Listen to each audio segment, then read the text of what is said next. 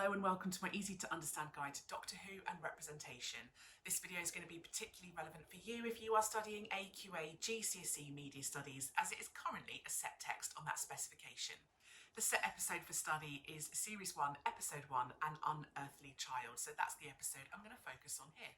The episode represents men in a very strong, dominant, patriarchal way. The Doctor is obviously in charge. He has a lot of power.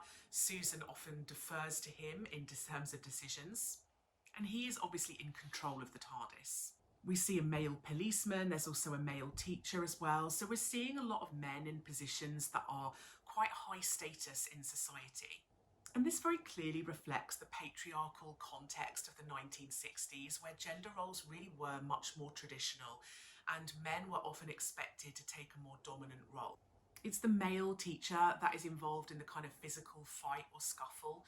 So men are the ones doing more kind of active roles in the narrative. The Doctor himself is represented as very mysterious and enigmatic. His clothing make him seem quite different and not very Earth-like. The Doctor is also represented as quite mean at times, actually. He makes quite nasty comments sometimes. He's quite patronising. And he doesn't really seem to care much about the potential fate of these teachers.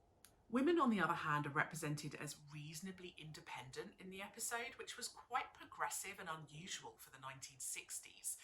In traditional media products at the time, women were often shown in very domestic roles, taking on jobs of being a mother, of being stay-at-home wives, etc. So having a young woman going off on her own and kind of getting involved in space and time travel and being quite independent would have been seemed quite unusual for an audience and may have been quite interesting and exciting for young female audiences as a role model. Perhaps this reflects the fact that in the 1960s there was a growing movement of feminists and feminist ideas. And perhaps the character of Susan reflects this idea of women wanting something more than just being shown as wives, mothers, and sex objects. However, she's still very dependent on the male Doctor as her guide and as the kind of wise character that leads her. So she's still living in a reasonably patriarchal world. The programme makers actually had to write it into the script that the Doctor is Susan's grandfather, because at the time, a young girl travelling with a much older male who is not a relative would have seemed quite controversial and taboo. So making him her grandfather was a way of representing their relationship as being more family friendly. The female teacher is very obvious that she's very caring and maternal. She's very worried about Susan. And so I guess she represents the more traditional maternal representation of women that we're used to seeing in the media. There's quite a focus on middle and upper class characters. You know, there's a lot of received pronunciation accents. And I suppose it makes the characters feel quite educated and powerful. This might reflect the fact that it's a BBC programme and the BBC itself was kind of aimed at quite a middle to upper class audience. Their suits, jackets and ties add to this middle class representation and make them feel quite formal, clever and powerful.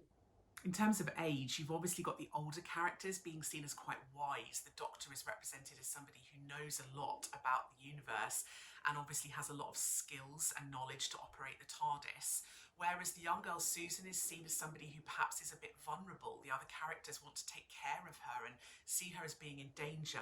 So we've got some stereotypes here in terms of age. Susan is shown as super intelligent. We see her reading books about history. She talks with lots of jargon about science, time, space. And this really challenges representations of teenagers and women. The flashbacks in particular help to emphasise how intelligent she is from the perspective of the teachers, but also help to emphasise her oddness and how she's not really like other teenagers. If you have a look at the representation of place, the TARDIS is seen as quite a magical place. On the outside, it's a police box, which at the time a lot of audiences would have been used to seeing and they know what kind of size they are. And then the camera goes inside and we see it's much bigger on the inside, which immediately makes it feel quite otherworldly.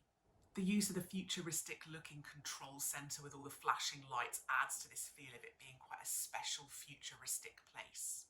And the male teacher repeatedly asks questions that highlight how strange this TARDIS is. Later on at the end of the episode, when we finally see a little glimpse of a planet, it's also represented as very different from what we'd seen at the beginning. We saw this kind of urban warehouse looking place, lots of kind of mist and smoke and low-key lighting, whereas the kind of planet that the TARDIS seems to land on is much more desert-like and very different. And so you get the real contrast between the locations, which helps to emphasise the distance and time in which they've travelled. There's obviously a lack of diversity in terms of ethnicity, sexuality, etc. within the episode. It's very white, it's obviously very heteronormative, and I think this is really just reflective of the fact that it was made in the 1960s, and the world was very patriarchal, heteronormative, imperialist. A lot of the media was made by white middle class to upper class men, and so there was a real kind of discrimination and racism within the industry, and you often got programs that didn't reflect any of that diversity. At one point, the Doctor does use quite outdated racist stereotypes about Native Americans, and this is really reflective of the fact that this was made in the 1960s, and the UK in the 1960s did have quite xenophobic, racist attitudes towards other cultures. Means that modern audiences might feel that the representations are very old-fashioned and may feel that they're quite racist, sexist, homophobic, for example, and so modern audiences might reject these representations.